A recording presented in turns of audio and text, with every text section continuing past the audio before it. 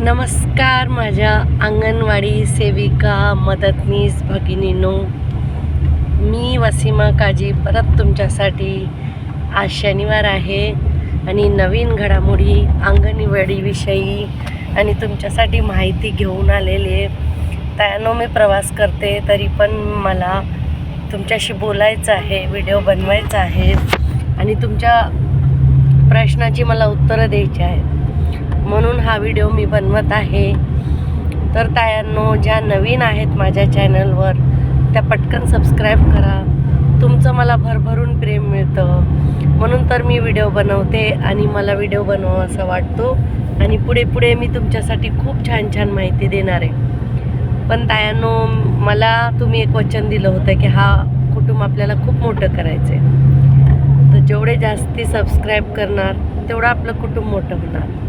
तुम्हाला जर माहिती आवडली तरच लाईक करा, कमेंट करा, शेअर करा, पण सबस्क्राईब करा, कारण आपल्याला हा एक कुटुंब वाढवायचा आहे. मला माहिती आहे आपल्याला कामाचा खूप आता सध्या त्रास होत आहे, खूप डोक्यावर टेन्शन आहे. पोषण ट्रॅकर हे तर चक्रव्यूह झाले आपल्यासाठी, पण सगळ्यामध्ये मार्ग काढून काम करणारी म्हणजेच अंगणवाडी ताई आणि तिच्या सोबती तिची बहीण सखी म्हणून आपली मदतनीस ताई. मदतनीस ताईशिवाय आपण काही करू शकत नाही आणि सेविका ताईशिवाय मदतनीस पण काही करू शकत नाही. आपण दोघी एकच दोन असे ब्रिज आहेत ते ऑफिसला आणि एरियातला कनेक्ट करणारे. कोणीही मदतनीस ताईचं काम कमी लेखू नये. मी तर नेहमी म्हणते माझ्या मदतनीसमुळे मी आज इथे आहे. माझा जेव्हा प्रकल्प सगळ्यात आधी सुरू झाले होते तेव्हा सर्वप्रथम 2 प्रकल्प मुंबईत सुरू झाले होते, अंधेरी आणि धारावी. त्याच्यामध्ये माझी मदतनीस आधी लागलेली.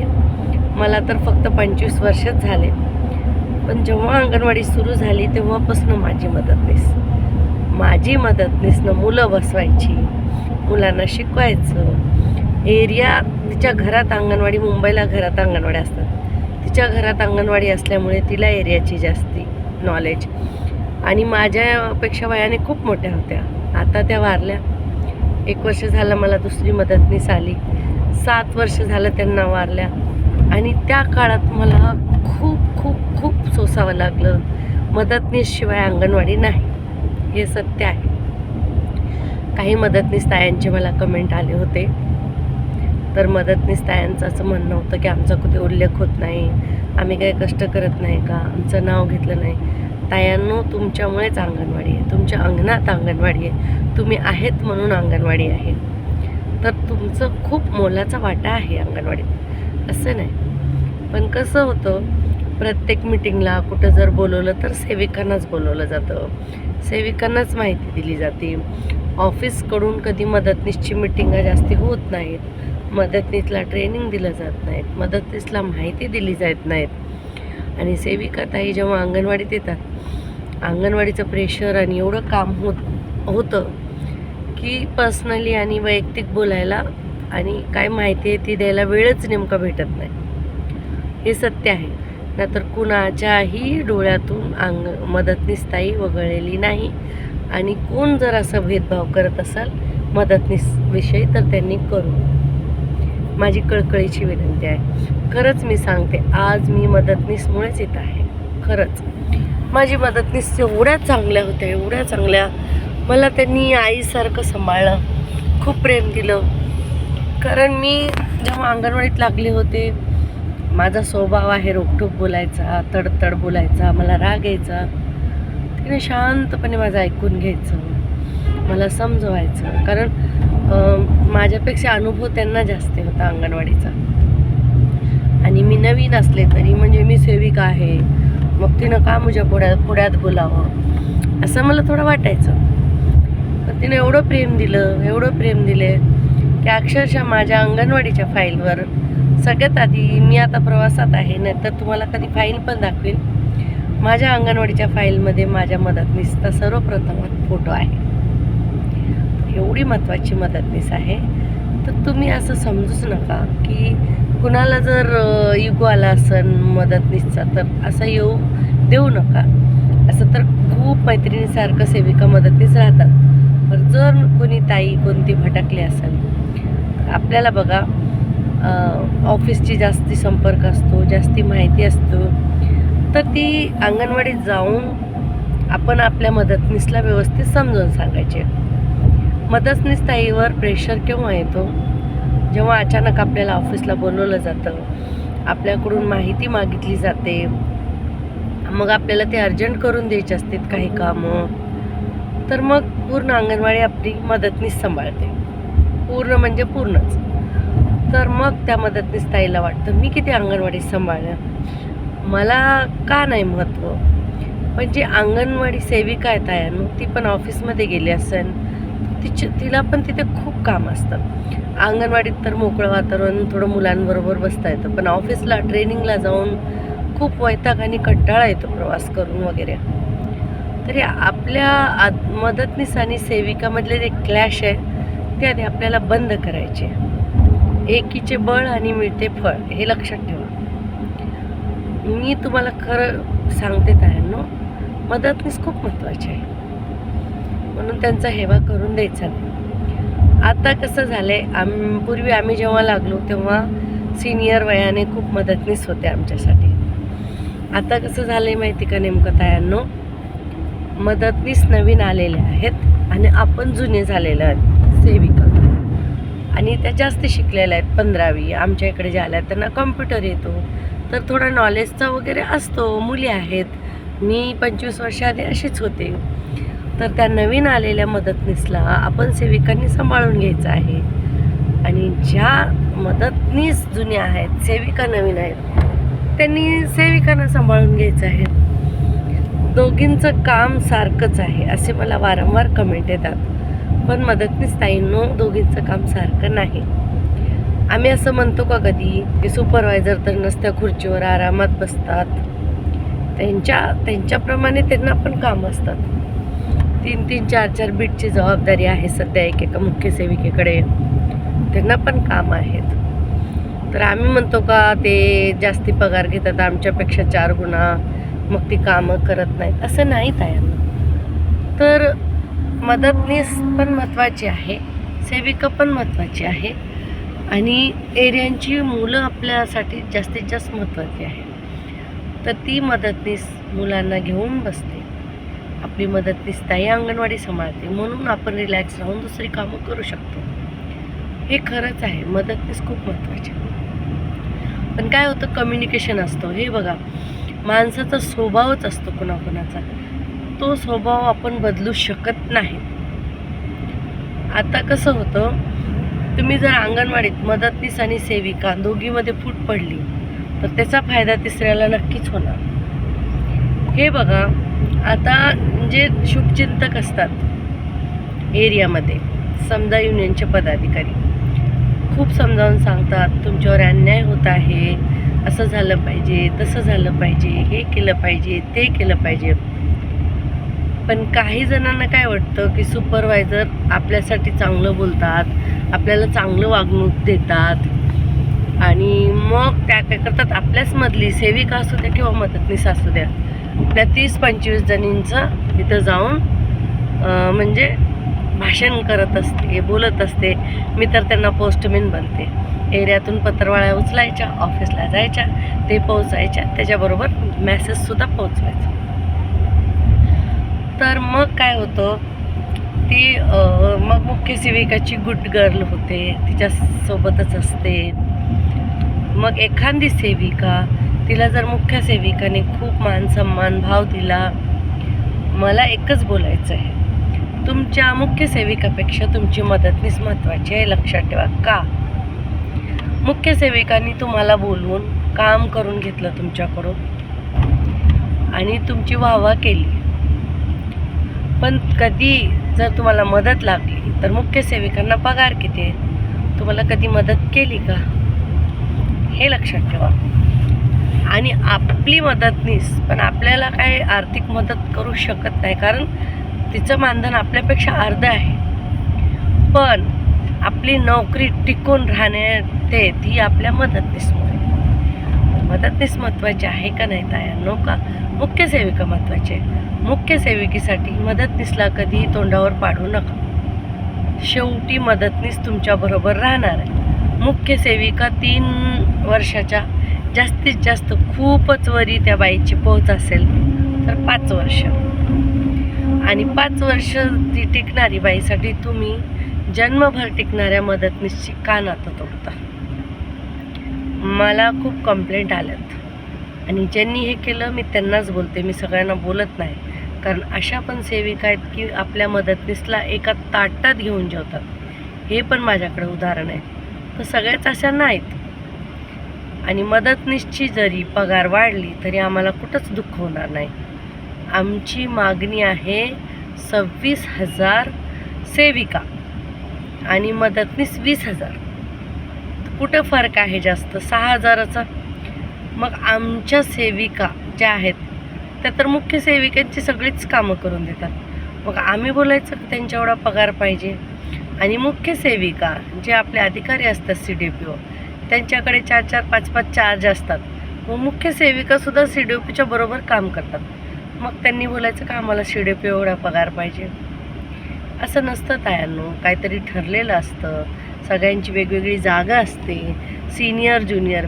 पण आपण काय करतो, वयामानानुसार धरतो की माझी सेविका मदतनीसला वाटते आत्ता आली, ती माझ्यापेक्षा लहान आहे, मग तिनं मला चांगली वागणूक द्यावी.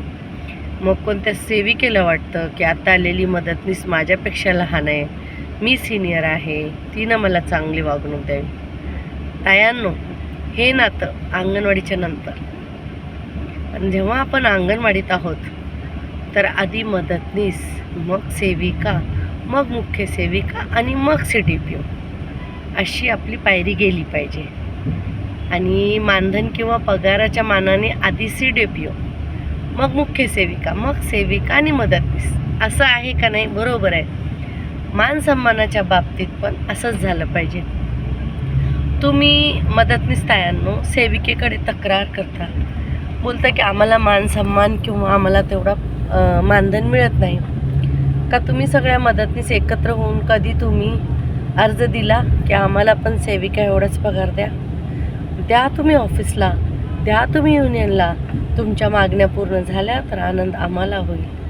कारण आमच्या खिशातून आम्हाला द्यायचंच नाही. आम्ही काय मंत्री किंवा मुख्यमंत्री नाही की लाडली बहिणीची योजना म्हणून 1,500 रुपये सुरू करू किंवा तुम्हाला आता 2,100 रुपये जिंकल्यावर वाढवून देऊ, असं आम्ही नाही करू शकत. आमच्या हातात काहीच नाही, खास करून पैशाचं, पगाराचं, मानधनाचं. हां, पण तुम्ही वयाने मोठे आहेत मदतनीस ताई, तर मान सन्मान करणे हे आमचे कर्तव्य आहे. ते आपल्या घरातील संस्कार आणि शिक्षणावर अवलंबून असतं. संस्कार कसे दिलेत, शिक्षण किती झालं. कारण हे बघा, आपण बोलणाऱ्या आमच्या अंगणवाडी ताया, मदतनीस ताया मी बघितल्या, अंगणवाडीत येणाऱ्या मुलांना पण कधी तू कोणत्या, मी खूप साऱ्या सेविका बघितल्या, मदतनीस बघितलेल्या, त्या ना तुम्ही बसा, तुम्ही या, असं छोट्या बाळाला सुद्धा बोलतात. मग आपण आपल्या मदतनीसला जर ती इज्जत दिली, मदतनीस ताई त्यांचं नाव घेऊन बोललो, त्यांना मान दिला, तर तिथे काहीच वाटायचं नाही. कारण जर सेविकांना वाटत असेल की मदतनीस काय करते, तर जर तुम्हाला वाटत असेल तुमचा सिंहाचा वाटा आहे, तर मदतनीसचा खारीचा वाटा आहे. आणि खारीचा वाटा खूप महत्त्वाचा असतो. सिंह दहाड्या मारतो, पण खारीचा वाटा काम करून निघतो. आपल्याला एरियातून घरोघरी जाऊन माहिती आणून देणे, सगळी इन्फॉर्मेशन देणे, मुलांचा सांभाळ करणे, हे सगळे मदतनीस तायांचे काम आहे. मला तर तायांनो, मदतनीस तायांना खूप खूप मानाचा मुजरा, सॅल्यूट आहे. मी कधीच मदतनीस ताईंना असं पाडून बोलत नाही. किंवा कधी कुणी काम जरी लावलं दुसरं अंगणवाडीच्या व्यतिरिक्त तर मला खूप राग येतो. मदतनीस त्या फक्त अंगणवाडीच्या वेळेत आहेत. बाकी समाजात काही काही खूप छान मदतनीस आहेत, सोशल वर्क करतात, त्यांचा मान सन्मान असतो. अशा माझ्याकडे किती मदतनीस आहेत, त्यांचं समाजात एक चांगलं स्थान आहे. पण ही सेवा करण्याची त्यांच्यामध्ये आलेली आहे भाव आपल्याबरोबर, म्हणून पण काम करतात. फक्त मानधनासाठीच मदतनीस काम करतात असं नाही. खूप साऱ्या मदतनीस सोशल वर्क करायचं तर कुठं करायचं, तर इथं करायचं आणि 2 पैसे मिळतात अशा पण आहेत. कोण गरजू आहेत, फक्त त्यांना त्यांचं घर परपंच चालवण्यासाठीच करतात. आपल्या विभागामध्ये, आपल्या प्रकल्पात जास्तीत जास्त परितक्वा, विधवा, कुमारिका अशाच महिलांना नोकऱ्या आहेत. जास्तीत जास्त 20% असतील ज्या घर परपंचाने चांगल्या आहेत किंवा छंदाने करतात अशा. पण 80% तर आर्थिक प्रॉब्लेममुळेच कामं करतात आणि आपल्याला ही नोकरी वाटते, पुढं काहीतरी आपलं मानधन वाढेन किंवा प्रमोशन होईन, सुपरवायझर होईन, ह्या आशेने पण सगळ्या सेविका नोकरी करतात. तसंच आपल्या मदतनीस ताईला पण आशा असणार ना की मी उद्या सेविका होईन. कितीतरी मदतनीस आता आपलं शिक्षण पूर्ण करत आहेत, ज्या 10वी 12वी नाहीत, तर त्यांना पण वाटतं की मी सेविका होईल. तर त्या सेविका झाल्या तर बघा कोण कुणाची जागा घेत नसतं. आपल्या सेविकाला काढून त्यांना सेविका तर कोणी ठेवणार नाही ना. आपल्याच एरियात ज्या रिटायर होत आहेत सेविका, त्यांच्या जागी त्या करतील, मदतनीसच्या जागी दुसऱ्या येतील. अशी आपला हे नेटवर्क ही साखळी चालणारच आहे. म्हणून एकामेकावर द्वेष करणे वगैरे, आणि सरकारवर जो मदतनीस ताईंचा राग आहे तो योग्य आहे. तो आपल्याला आंदोलनात मांडायचा तायांनो. भरपूर मोठ्या प्रमाणात मदतनीस या, जेव्हा आपलं आंदोलन सुरू होईल आणि त्याच्यामध्ये तुम्ही तुमच्या भावना व्यक्त करा, तुमचं मनोगत व्यक्त करा. आपापसात भांडून काही फायदा नाही. कायद्यानं घ्यायचं आहे आपल्याला सगळं, बरोबर आहे का नाही तायांनो? आणि कायदा कोणी बनवला? त्या महामानवाचं. कालच 6 डिसेंबर होऊन गेलं. खूप जणांसाठी हा काळा दिवस आहे, म्हणजे सगळ्यांसाठी. एवढं मोठं रत्न आपलं हरवलं, ज्यांनी संविधान लिहिलं.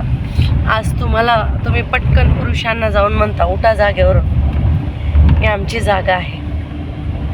कोणामुळं? स्त्रियांना आरक्षण आलं डॉक्टर बाबासाहेब आंबेडकरांमुळे. आज तुम्हाला जी डिलिव्हरीची सुट्टी मिळते, रजा मिळते, मॅटर्निटी लीव म्हणतात ज्याला, ती कुणामुळे आली?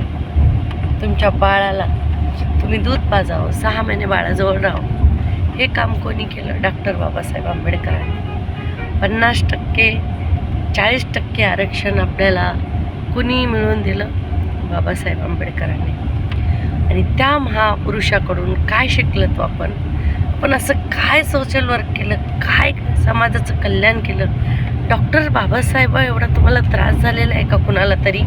ती कोणी असू द्या, मुख्य सेविका असू द्या, सेविका असू द्या किंवा मदतनीस असू द्या, झालेला आहे का त्रास?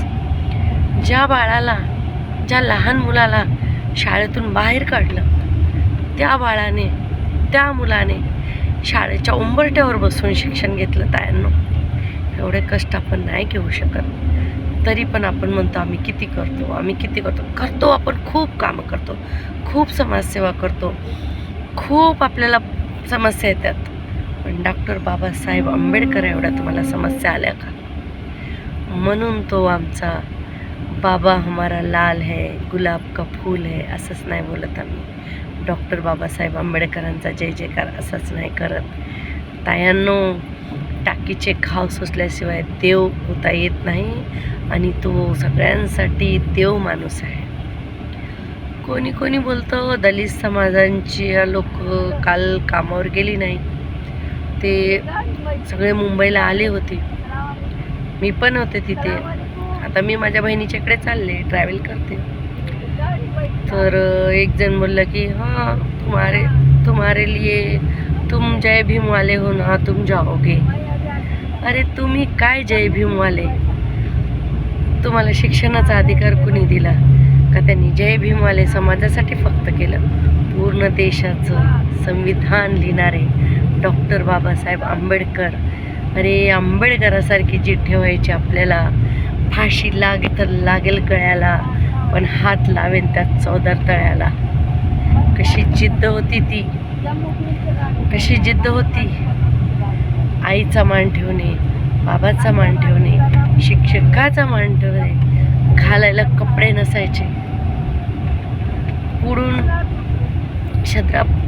सदरा फाटलेला, तर त्याची क्वीन केली आणि मागून पॅन्ट फाटलेली, तो शर्ट खाली सोडून तो मुलगा उभा राहिला आणि त्याने भारत देशाचं रक्षण केलं संविधानाने, भांडून नाही, हातात तलवार घेऊन नाही, तर हातात लेखणी घेऊन संविधान लिहिलं. त्यात डॉक्टर बाबासाहेब आंबेडकरांना आदर्श ठेवायचा आपल्याला आणि त्यांच्यासारखं आपण बनू शकत नाही, शक्यच नाही. पण थोडं तरी प्रयत्न करा, थोडा तरी. ज्या महापुरुषानं रोडवरच्या दिव्याखाली अभ्यास केला त्या महापुरुषाला विसरू शकतो का आपण? तेवढा त्रास आहे का आपल्याला? आपल्या हातात मोबाईल आहे, आपल्या हातात कधी का होईना थोडा उशीर होतो, पण आपल्याला रिचार्जचे पैसे येत आहेत. सध्या लाडली बहिणीचे पण पैसे आपल्याला सुरू झालेले आहेत यायला, आणि जे आपण फॉर्म भरले सगळ्यांना खूपच वाईट वाटत होतं की आमचे पैसे येत नाहीत. त्याचा डेटा घ्यायला सुरुवात आहे. त्यांचं मंत्रिमंडळ होत होतं आणि त्याच्यात ते सगळे बिझी होते. तर ते आता सुरू झालेलं आहे आणि आपले 50 रुपये पण आपल्याला येणार आहेत. अजून तायांनो एक दुसरी गोष्ट सांगायची. व्हिडिओ थोडा मोठा होत आहे, माहिती आहे म्हणून सांगते, कारण मी प्रवासात आहे आणि सारखंच व्हिडिओ नाही करू शकत. तर व्हिडिओ होईन 30-40 मिनटाचा, पण शेवटपर्यंत तुम्ही बघा. आपली मुंबई बांद्रा कोर्टात तारीख सुरू आहे शासकीय दर्जासाठी. आधी एक ताईनं त्याची साक्षी दिली, दुसरी साक्षी मी दिली, आता तिसऱ्या साक्षीसाठी आज आपली एक ताई बांद्रा कोर्टात उभी होती. आता आपल्याला 10 जानेवारीची तारीख मिळालेली आहे. तर आता तुम्ही लगेच कमेंट लिहिता आणि फक्त तारखाच घ्या, काय करू नका. तायांनो लक्षात ठेवत जा, 5 वर्षाला सरकार बदलतं. सरकार बदललं की नवीन घडामोडी येतात. त्याच्यामध्ये आता वेळ वाढलेला आहे आपला, तर त्यांनीच आपल्याला वेळ वाढवून दिला. आपण कामं करायला मागवत का? आम्हाला भरघोस वेतन द्या, आम्हाला भरघोस कामं द्या. कामं तर करतच आहोत आणि करू. काही सर्वे आला, सुकन्या योजना, लाडकी बहीण योजना, लाडली बहीण योजना, किती योजना आल्या तरी आपण करायला तयार आहोत. पण आम्हाला जर तुम्ही 8 तास ड्युटी दिली तर 8 तासाच्या मानाने आम्हाला तसं मानधन नको, आम्हाला वेतन द्या आणि भरघोस वेतन द्या, शासकीय दर्जा द्या. तर नक्कीच तायांनो पुढं आपलं काम लवकरात लवकर होणार आहे. आणि आधीच मी बोललेले तुम्हाला की आपण काय आपले आंदोलन बंद नाही केलेलं आहे, स्थगित केलेलं आहे आचारसंहितेमुळे. आता CBच्या पैशांचा काही गोंधळ झाला म्हणून खूप साऱ्या मुलींचा मला कॉल आला, मेसेज आला आपल्या अंगणवाडी तायांचा. तर त्याच्यामुळे तांत्रिक अडचणी आहेत, हे सगळ्या सर्वेवरून पूर्ण महाराष्ट्रात लक्षात आलेलं आहे. त्याच्यासाठी पण आपल्या महाराष्ट्र राज्य अंगणवाडी कर्मचारी संघ युनियनने नोटीस दिलेलं आहे. त्या नोटीसची प्रत मी ग्रुपमध्ये पाठवली आहे. तुम्ही माझ्या ग्रुपला जर जॉईंट असाल तर ग्रुपला जॉईंट व्हा. सबला अंगणवाडी सेविका म्हणून ग्रुप आहे, माझ्याच भगिनींनी तो ग्रुप बनवला आहे. त्याच्यामध्ये तुम्ही तुमचा मोबाईल नंबर टाका, जॉईंट व्हा. जर व्हॉट्सअपवरची रोजची काही माहिती असली, PDF असले, GR असले तर मी त्याच्यावर पाठवत असते, कारण मी डायरेक्ट आमचे युनियनचे अध्यक्ष पाटील सर यांच्याशी बोलत असते. चळवळीचे नेते आहेत, खूप काही माहिती देतात. आज मी एवढ्या शांत रीतीने बोलते, तडतड बोलणारी. त्यांनी मला खूप शिकवलं, जे याची कायद्याची माहिती दिली, समजावून सांगितलं. तर युनियनला कायद्यानेच चालावं लागतं. रोडवर उतरून भांडायला काय आपण गुंडे नाहीत किंवा आपण कोणी नेता नाहीत. आपण शिक्षिका आहोत, आपल्याला एक पदवी आहे. बरोबर आहे का नाही तायांनो? मी कुठं चुकीचं बोलते तिथं मला तुम्ही कमेंट करा, थांबवा, तुमचा पूर्ण अधिकार आहे. आणि मी नेहमी बोललेले आहे, माझ्या सेविका मदतनीस ताई मला बोलल्या तर काही वाईट वाटणार नाही, कारण त्यांच्या डोक्यावर लाभार्थी कसे आहेत. पुन्हा एड्या मस्तकाची एखादी मुख्य सेविका येते, तिला स्वतःचा इगो असतो आणि तिची नाटकं सुरू होतात. आणि जास्त आपल्यामधून झालेल्याच मुख्य सेविका आपल्याच एरियात येऊन आपल्याला शिकवायला लागल्या तर त्यांना धडा शिकवायचा पण तुमच्या हातात आहे, घाबरायचं अजिबात नाही. मी नेहमीच म्हणते, कामाविषयी बोला, त्यांना ताई म्हणून रिस्पेक्ट द्या, पण वैयक्तिक बोलल्या तू कशी होती माहिती आहे ही ते सगळं, तर तिनं जर वकंडा उकरायला सुरुवात केली तर म्हणायचं बाई वारकाच्या उकंड्यात केसच निघतात, तू किती उकर. सरळ बोलायचं, घाबरायचं नाही. वैयक्तिक कोणी बोललं, कोणी असू द्या, ते किती मोठा पदाधिकारी, वैयक्तिक बोललं अजिबात, कामानिमित्ताने त्यांनी बोलू द्या. त्यांचं कामच आहे. मुख्य सेविका म्हणजे आपल्यावर सुपरवायझिंग करणे, आपल्याला समजावून सांगणे, जिथं चुकलो तिथं समजावणे. मला तर खूप गर्व होतो माहिती का, तुम्हाला सांगू का, पुष्पाताई मोरेंच्या व्हिडिओचा. कारण पुष्पाताई मोरेंचे व्हिडिओ, काम कसं करायचं, पोषण ट्रॅकर, ह्या ना मुख्य सेविका शेअर करतात. आता सांगा तुम्ही, किती पुढं आहेत आमच्या सेविकांनी, किती माहिती आहे आणि किती नॉलेज आहे, बरोबर आहे का नाही.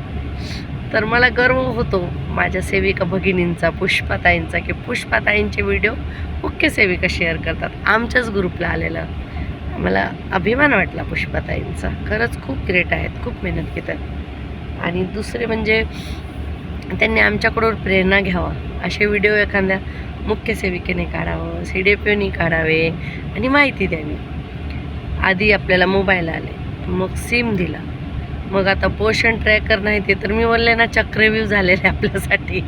गोल गोल गोल गोल तिथल्या तिथं फिरत असतो, नेटवर्क नसतं, काय नसतं. त्याच्यासाठी तायांनो मी तुम्हाला एक आयडिया देणार आहे. तुम्ही काय करा, तुमच्याकडे जे हे आहे ना, एक आपल्या सगळ्यांकडेच आहे पूर्व प्राथमिक शिक्षणाचं रजिस्टर, त्याच्या बाजूला एक कॉलम करा. शेराचं कॉलम असतं बघा शेवटी, तिथे कॉलममधलं ह्याचं पोषण ट्रॅकरची माहिती. आज 1 तारीख, पोषण ट्रॅकर चालू झालं किंवा नाही झालं, 2 तारीख, 3 तारीख, तर मासिक अहवाल रिपोर्टला देताना आपण अंगणवाडी किती दिवस भरली देतो ना, तसे पोषण ट्रॅकरचे दिवस किती दिवस भरले हा पण रिपोर्ट द्या. म्हणजे CBचे पैसे कापण्यासाठी त्यांची हिंमत नाही झाली पाहिजे किंवा चुकीचं केलं नाही पाहिजे त्यांनी, समजलं. जशी हाजरी घेतो तशीच लिहा. पोषण ट्रॅकरमध्ये काय प्रॉब्लेम आला तर पुष्पाताई, कामाचा काय प्रॉब्लेम आला ऑफिसचा तर पुष्पाताई. मला पण येतं आहे असं नाही, मी पण ते व्हिडिओ बनवू शकते, पण सगळ्यांनीच कामाचं सांगितल्यावर दुसरी माहिती कोण देणार. कोणीतरी माझ्यासारखी फुकट माहिती देणार पण पाहिजे का नाही. पुष्पाताई कामाची माहिती देतात, मी कामाव्यतिरिक्त माहिती देते. मला कोण कमेंट लिहितं, तुझी बडबड बंद कर, किती मोठा व्हिडिओ करते, येते. पण ज्यांना छंद आहे त्यांनी ऐका आणि त्या मला बोललं तर बोलू द्या. माणूस वैतागलेला असतो, दिवसभर कामाचं प्रेशर, घरचं प्रेशर, याचं प्रेशर, त्याचं प्रेशर. ऑफिसमधून जर मुख्य सेविका आपल्याला काय बोलल्या की आपण येऊन त्या बिचाऱ्या अंगणवाडी मदतनीसच्या डोक्यावर चढतो. तुमचं ऑफिसमध्ये काय झालं, कशाबद्दल झालं, त्या अंगणवाडी ताईला, मदतनीस ताईला काही माहितीच नाही, मग तुम्ही येऊन तिच्यावर का रागावता. चूक काय आहे. तुम्हाला तिकडून 100 रुपये भेटले तर तुम्ही काय मदतनीस ताईला 50 रुपये देणार आहेत का आणून. मग तुम्हाला तिथे 100 बोलणी झाली तर तुम्ही कशाला येऊन एरियात मदतनीस ताईला 100-150 बोलणी देता, बरोबर आहे का नाही. तर हे सगळे आपल्याला मॅनेज करायचं आहे. तर बोलते ना, मुख्य सेविकापेक्षा सुद्धा महत्त्वाची मदतनीस ताई आहे. तर आता सेविका तायांनो, तुम्हाला राग येऊ देऊ नका, मी सगळ्यांसाठी नाही बोलत. काही क्वचित असतात आणि माणसं खूप विचित्र वेगवेगळ्या प्रकारच्या स्वभावाचे असतात. तर जसं गणिताच कुणाला जमत नाही, कुणाला इंग्लिश जमत नाही, कुणाला मराठी जमत नाही, तर प्रत्येकाला एक अवघड पेपर जातो. तर अशा स्वभावाच्या तुमच्या मदतनीस किंवा सेविका असतील तर 2 तासासाठी मला अवघड विषयाचा पेपर आला असं करून बसायचं. आपण पेपर सोडून जात नाही, उठून जात नाही, कसं तरी कुठून तरी कसं ॲडजस्ट होऊन मी पास होईन याचा प्रयत्न करतो. तसं पण अंगणवाडीतच करा. आपल्याला रोज मदतनीस ताईचं तोंड बघायचं, आपल्याला रोज सेविका ताईचं तोंड बघायचं. एक दुसऱ्यांकडून घाबरून जाऊन चालणार नाही, बरोबर आहे का नाही तायांनो. मी कुठं चुकीचं बोलते सांगा तुम्ही. मला बडबड करायची सवय आहे, बोलायची सवय आहे. पण तायांनो, मी तुमच्यासाठी खूप माहिती गोळा करते, खूप वाचन करते आणि नंतर तुम्हाला माहिती देते. आणि माझा उद्देश एवढाच आहे की जीवनात सगळ्यांनी सक्सेस व्हायचं, पुढे चालायचं. आणि तुम्ही जे इन्कम कुठून दुसरी करत नसाल तर संध्याकाळी वगैरे काहीतरी काम करून इन्कम करावी. ट्युशन घ्या. मी किती जणांना सांगितलं की यूट्यूबवर तुम्ही कोणी गाण्याची किंवा गोष्टीचे किंवा अशी छोटी छोटी संभाषणं जी तुम्हाला कला येते त्याची चॅनल बनवा. त्याचं प्रमोट करायची जबाबदारी मी. कुणाला चॅनल बनवायचा छंद असला तर मला सांगा, मी करेन. एक जण पण पुढे येत नाही तुम्ही. फक्त दिवसभर त्या पोषण ट्रॅकर पृथ्वीसारखं गोल गोल गोल घुमतं आणि नंतर पृथ्वी गोल घुमते आणि पृथ्वी गोल फिरल्यामुळे जी नको ती माणसं परत परत समोर येतात आणि आपल्याला राग येतो. बरोबर आहे का नाही? तरी पृथ्वी फिरणारच आहे. पोषण ट्रॅकर पण पृथ्वीसारखं गोल गोल फिरणार आहे. तर असं चालणारच आहे चक्र. म्हणून त्याच्यातून मार्ग कसा काढायचा हे बघायचं. आणि आता हे तसं आहे, देवाने तर मला कशाला जीवन दिलं, माझा नवरा तसा आहे, माझी मुलं तशी आहेत, अंगणवाडीची मुख्य सेविका तशी आहे, मदतनीस ऐकत नाही, पगार वेळेवर येत नाही, रिचार्ज होत नाही. खूप साऱ्या प्रॉब्लेम आहेत. पण प्रॉब्लेममधूनच मार्ग काढायचा. आणि सगळ्याला प्रॉब्लेम आहेत, सगळ्या काम करणाऱ्याला. आता सगळ्यांना मी एका केसानिमित्त वकिलाला भेटले होते. ते वकील बोलतात मी खूप जुन्या काळचा आहे हो, आणि बघा ना यांनी सगळं इंग्लिशमध्येच केलं आहे, कम्प्युटरमध्ये. मला मराठी वाचायला येतं, तर मी काय करू याचं? तर सिनियर वकीलसुद्धा असे बोलले, सगळ्यांना त्यांच्या परीचा त्यांच्या लेवलचा टेन्शन आहे. पण जे सिनियर असतात ना आपल्यापेक्षा, ते आपलं टेन्शन ज्युनियरला दाखवत नाही. तर मदतनीस तायांच्या समोर सेविका ताई येऊन रडली ढसाढसा, तर तुम्ही दुःखात सामील व्हा. किंवा सुपरवायझर ताई सेविंकासमोर येऊन रडल्या तर आपल्याला त्यांचं दुःख कळेल का? असं नसतं. सगळ्यांना त्यांच्या मानाचं दुःख असतं. आणि ज्या हटकून दादागिरी जाणबुजून करत असन तर देव त्यांना ऑटोमॅटिक दुःख देतं आणि त्यांच्या तसल्या लोकांच्या दुःखात सहभागी व्हायची सुद्धा गरज नाही. ती कोणी असू द्या, कोणी असू द्या, तिचा नेचर आपण नाही बदलू शकत. पण आपल्यावर काय टॅग आहे माहिती का? एक डॉक्टरला वाटतं लोक आजारी असावी, एका वकिलाला असं वाटतं की लोक सगळे केस घेऊन माझ्याकडे यावा, एका नेत्याला वाटतं की लोकांना नॉलेज नको, एज्युकेशन नको, म्हणजे मी जसं म्हणेन तशी मतं करतील. पण एका शिक्षिकेला वाटतं की माझा मुलगा एवढं शिकू दे चांगलं आणि माझं नाव त्याच्याबरोबर होते. हे फक्त आपल्या शिक्षणातल्या फील्डमधल्या लोकांनाच वाटतं. आणि मदतनीस ताईला पण आनंद होतो जेव्हा तो मूल शिकून मोठ्या शाळेमध्ये जातो आणि येताना बोलता नमस्ते मावशी, तिला पण आनंद होतो. आपल्याला बोलतात ते कैसे हे टीचर. मला मुलं मोठमोठी झाल्यात माझ्या एरियातली 25, 26 वर्षाची. तसं बोलतात कैसे हो टीचर आप. जेव्हा मी अंगणवाडी सुरू केली तो 3 वर्षाचं मुलं आता झालं 30 वर्षाचं. तर खूप आनंद होतो. तसं आपल्या मदतनीसला पण आनंद व्हायला पाहिजे. सगळ्यांनी मिळून आपल्याला राहायचं आणि जीवनात पुढं जायचं. म्हणून तायांनो, हा 17 आनंदी राहा. दुःख घेऊन काय दुःख कमी होत नाही. आता मला खूप साऱ्यांनी कमेंट केलं, काय 1500 दिले, 15,000 दिले नाही, कसला आनंदी व्हा. 15,000 करत बोलले होते, पत्ता त्याच्यात नाही जोडायचा बोलले होते, पण जोडलं. पण ताई तुम्ही दुःखी होऊन आता काय चेंजेस होणार आहे ते सांगा. आपल्याला लढावं तर लागणारच आहे. हे बघा, जर आपलं 100% काम पूर्ण असेल तर आपल्याला भत्ता 2,000 येईल. 90% असेल तर 1,800 आणि 60%च्या 90च्या वरी असेल तर 1,600. अशी टक्केवारी ठरलेली आहे. बघूया आता कामं करून. आधी आमची पण चूक झाली, काय आम्ही लिहून वगैरे ठेवलं नाही आणि तांत्रिक अडचणी आल्या. सडनली प्रकल्प मर्ज झाले, सुपरवायझर चेंज झाले, ऑफिस चेंज झाले, खूप सारे प्रॉब्लेम आहेत. मग सरकार आता आलं नवीन. आता बघूया पुढे काय काय घडामोडी होतात आणि आपल्याला कसे कसे मार्ग काढायचे आहेत, कसे आपल्याला चळवळ करायची, कसे आपल्याला आंदोलन करायचे आहेत. आणि युनियन खूप मेहनत घेतं. कोण जर काय बोलत असेल युनियनविषयी तर ह्या गोष्टीवर लक्ष न देता युनियनचे सभासद राहा आणि युनियन म्हणजे आपण म्हणजे युनियनला वाईट बोलून काय फायदा नाही. कायद्यानं रजिस्टर युनियनला चालावं लागतं. उगाच काहीतरी बोलून व्हिडिओमध्ये मी तुम्हाला काहीतरी बोलेन, मी तुमच्यासाठी काय करेन, मी काय करू शकत नाही तुमच्यासाठी. आता माझी ड्युटी 9 ते 4. मी कुठे जाणार सांगा, खरंच सांगा. कोणतीही सेविका असू दे, ते पदाधिकारी असू दे, आम्ही फक्त एवढंच आहे की एरियातले जे प्रॉब्लेम असतात ते आमच्या युनियन लीडरला सांगू शकतो. आपल्याला जर युनियनच्या कामाने जरी कुठं जायचं असलं ना, त्यानं CL घ्यावं लागतं, तुम्हाला एवढं सांगते. कारण आपण ते सगळ्यांसाठी पुण्याचं भलं काम करायला गेलं. वाईट काम करायला गेलं तर कोणी विचारत नाही कुठं चाललेस.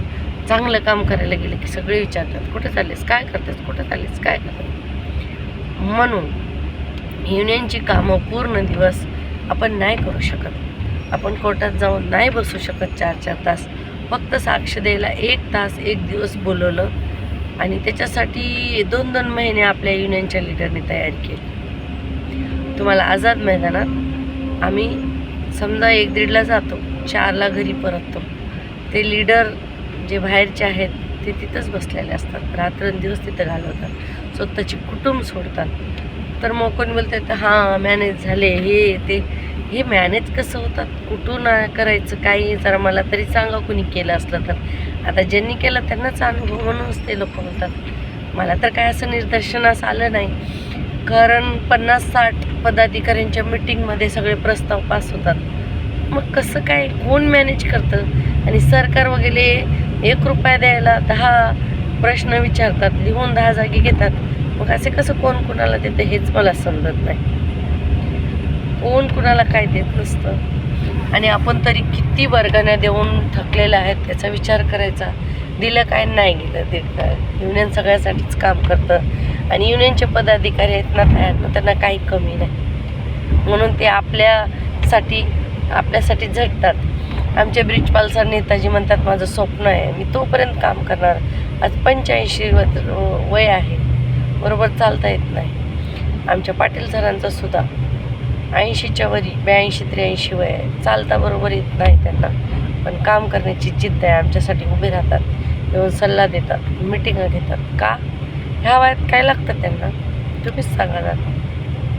मग उगाच काहीतरी बोलून आणि कुणाच्या तरी नादी लागून आणि काहीतरी हे बघा कोण काही नाही करणार. सगळं कायद्याने चालतं आणि कायद्याप्रमाणे करावं लागतं. उठून काहीतरी उठ दुपारीन घे सुपारीन बोंबल त्यानं काय होत नाही. उगाच काही कुणाचं ऐकत जाऊ नका. ऐकलं तरी ऐका, तुमचं फायदा होईल का नुकसान तुम्हाला स्वतः अनुभवेल. आम्ही काय बोलणार नाही. पण मी एकच सांगते, आत्ता पण मी सगळ्या महाराष्ट्रातील अंगणवाडी सेविका मदतनीस ताईसाठी उभी आहे. ती कोणत्या युनियनला जॉईंट असू द्या, ती काही करू द्या, पण ती माझी अंगणवाडीची कर्मचारी आहे म्हणजे माझ्यासाठी खूप महत्त्वाची आहे. खूप म्हणजे खूप. येणाऱ्या मार्चला मी तुम्हाला काहीतरी मोठं सरप्राईज देणार आहे, ते तुम्हाला मी देईनच नक्की. तर सगळ्यांचं धन्यवाद. काही गोष्टी मनात असल्या सोडून टाका आणि आपल्या मदतनीसला जाऊन उद्याच भेटा, तिच्याबरोबर बोला, बसा, अंगणवाडीच्या व्यतिरिक्त थोडा गप्पा मारा. तिच्या जीवनात काय चाललं आहे विचारा तिला. ती दुःखी आहे, सुखी आहे, काय आहे, व ती तुम्हाला गळ्याला गळा धरून सांगेन, रडेन तुमच्यासमोर किंवा तुम्ही तिच्यासमोर रडा. दुःख सगळ्यांना आहे, कोणी दुःखाशिवाय नाही. डॉक्टर बाबासाहेब आंबेडकरांना किती किती कष्ट घ्यावे लागले आपल्या संविधानासाठी.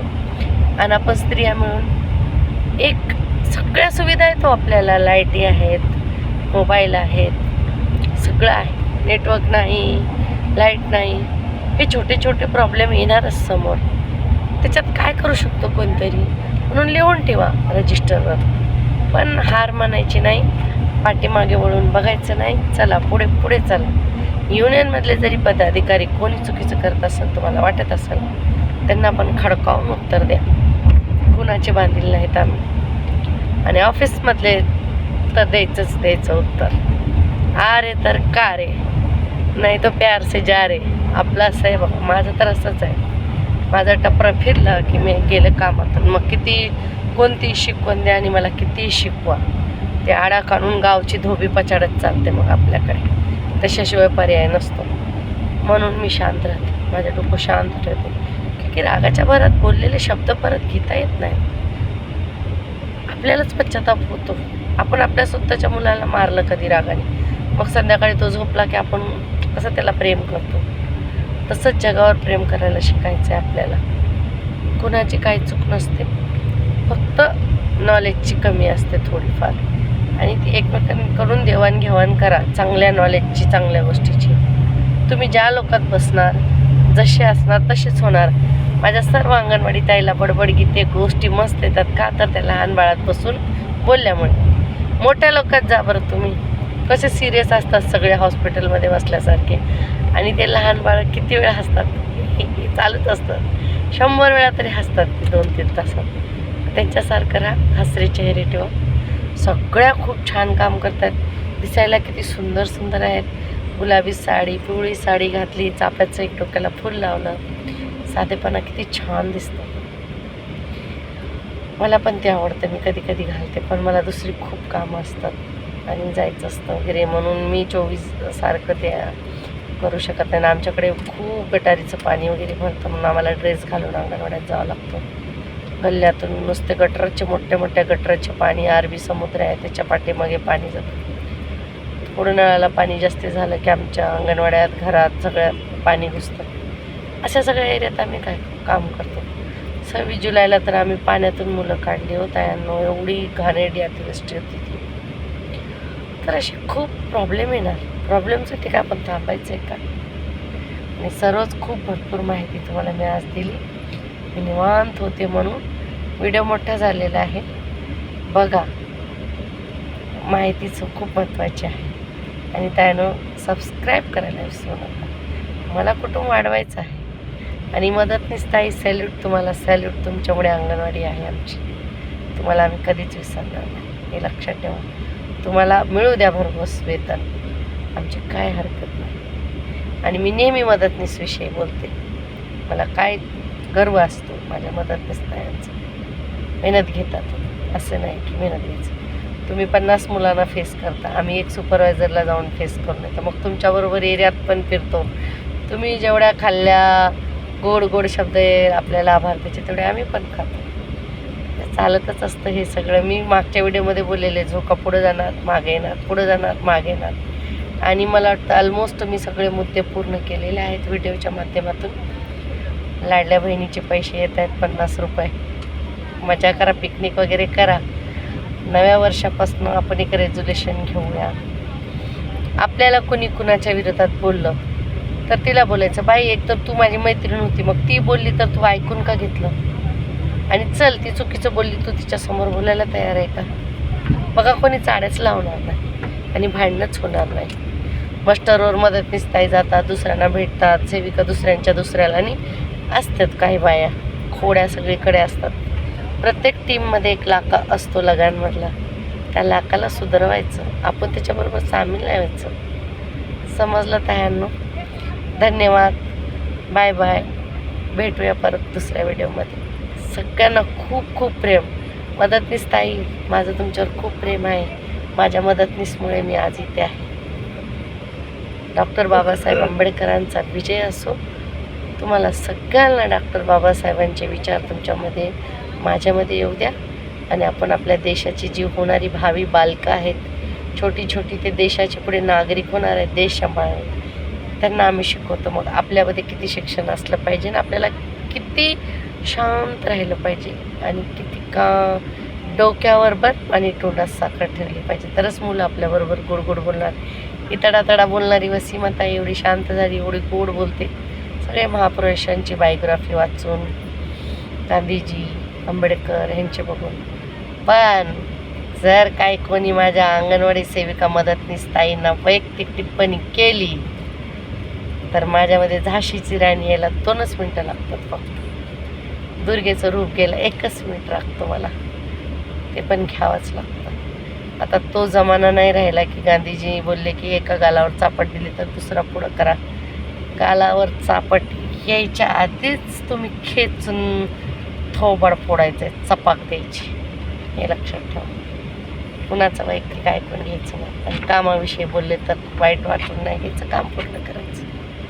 आणि मला तुम्ही प्रश्न विचारला होता, रजिस्टर का मोबाईल.